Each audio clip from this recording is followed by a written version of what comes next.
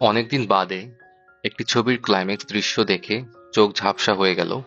ছবিটির নাম হচ্ছে ড্রাগন, যেটি আপাতত এই বছরের হাইয়েস্ট গ্রোসিং তামিল ফিল্ম হিসেবে গণ্য হয়েছে।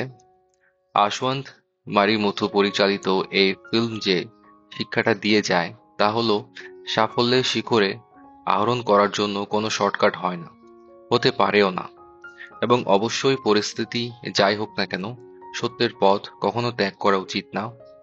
2012 সালে বলিউডের বহুল প্রচলিত এবং আলোচিত মুভি থ্রি ইডিয়টস এর তামিল রিমেক বানিয়েছিলেন ডিরেক্টর শঙ্কর, কিন্তু 2025-এ তামিল ইন্ডাস্ট্রির একেবারে নিজস্ব ঘরনায় স্বকীয় শিক্ষামূলক এবং অনুপ্রেরণাদায়ক ফিল্ম ড্রাগন বানালেন পরিচালক আশওয়াত মারিমুথু।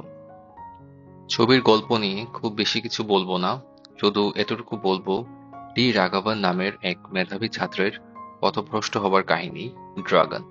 সত্যি বলতে কি, ফিল্মের শুরুটা আমার একেবারে ভালো লাগেনি। রোমান্টিক কমেডি ফিল্ম যেরকম হয় সেরকমই ছিল শুরুটা। তারপর মোটামুটি হাসি মজার সাথে সাথে ফিল্ম যত এগোয় ইন্টারভালের দিকে, তখন একটা ফিল গুড পারিবারিক ফিল্মের ভাইব আসতে থাকে। কিন্তু দ্বিতীয়ার্ধে চিত্রনাট্যের গতিপথ বদলে যায়। ছবিটার প্রতি একটা ভালো লাগা আস্তে আস্তে কাজ করতে শুরু করে। আর শেষের ক্লাইম্যাক্সের আগের মোক্ষম মোচড় নিঃসন্দেহে হৃদয়কে নাড়িয়ে দেয়। আর এখানেই এই ছবির চিত্রনাট্যের জিত।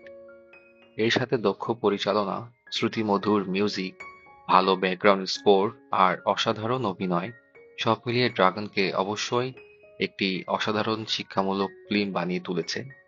গল্পের নায়ক একজন তরুণ, যে জীবনে দ্রুত সাফল্য পেতে চায়, কিন্তু তার সেই পথ শুধুই সততার উপর নির্ভরশীল নয়, বরং সে প্রতারণার এক ফাঁদ তৈরি করে। প্রথমে সে সবকিছু তার পক্ষে থাকলেও সময়ের সঙ্গে সঙ্গে জীবন তাকে কঠিন বাস্তবতার মুখোমুখি দাঁড় করায়। এই মুভির প্রতিটি বাঁকেই রয়েছে আবেগের উতাল পাতাল জোয়ার, যা দর্শকের নিজের জীবনের সঙ্গে মেলাতে বাধ্য করবে।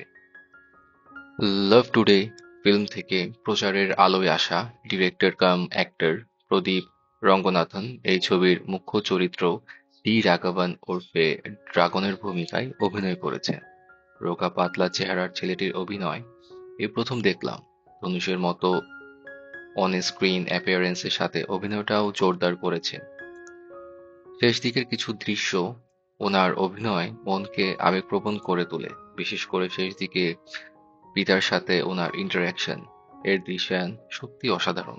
দুই লিড নারী চরিত্রে অনুপমা পরমেশ্বর এবং কায়াডু লোহার দুজনকেই গর্জিয়াস দেখতে লেগেছে। ও তার পাশাপাশি ওনারা অভিনয় যথেষ্ট ভালো করেছেন।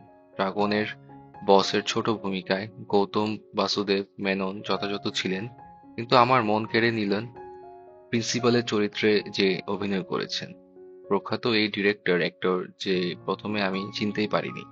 নায়কের পরেই ফিল্মের সবচেয়ে গুরুত্বপূর্ণ চরিত্রে ওনার স্মিত হাসি, মুখে জবরদস্ত অভিনয় অনেকদিন মনে থাকবে সবার। এরপরেই যার ক্যারেক্টারটা আমার সব থেকে বেশি ভালো লেগেছে, এটা হচ্ছে ড্রাগনের বাবার বাবার চরিত্রে যিনি অভিনয় করেছেন, উনি এতই ন্যাচারাল অভিনয় করেছেন, আমি বুঝতেই পারছিলাম না এটা কি অভিনয় করছেন নাকি রিয়েল কোনো একটা মানুষকে আমি দেখছি। খুবই খুবই অসাধারণ ক্যারেক্টার উনি। ওনার আগেও আমি কিছু মুভি দেখেছি, উনি সবগুলা মুভিতেই খুবই ন্যাচারাল অভিনয় করেন। ড্রাগন শুধু বিনোদন নয়, এটি একটি শিক্ষা। এটি আমাদের শেখায় জীবন সবসময় আমাদের ইচ্ছামতো চলে না। কখনো কখনো আমাদের সিদ্ধান্তগুলো ভুল হতে পারে, কিন্তু গুরুত্বপূর্ণ হলো সেই ভুল থেকে শিক্ষা নিয়ে সামনে এগিয়ে যাওয়া। যারা হাসির মাঝে বাস্তব জীবনের প্রতিচ্ছবি দেখতে ভালোবাসেন, তাদের জন্য ড্রাগন একটি অবশ্যই দেখার মতো সিনেমা।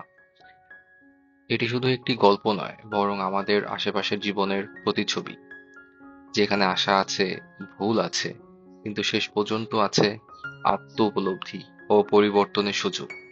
আপনি যদি এমন একটি সিনেমা খুঁজে থাকেন যা একসঙ্গে বিনোদন, অনুপ্রেরণা দেবে, তবে ড্রাগন কখনো মিস করা যাবে না।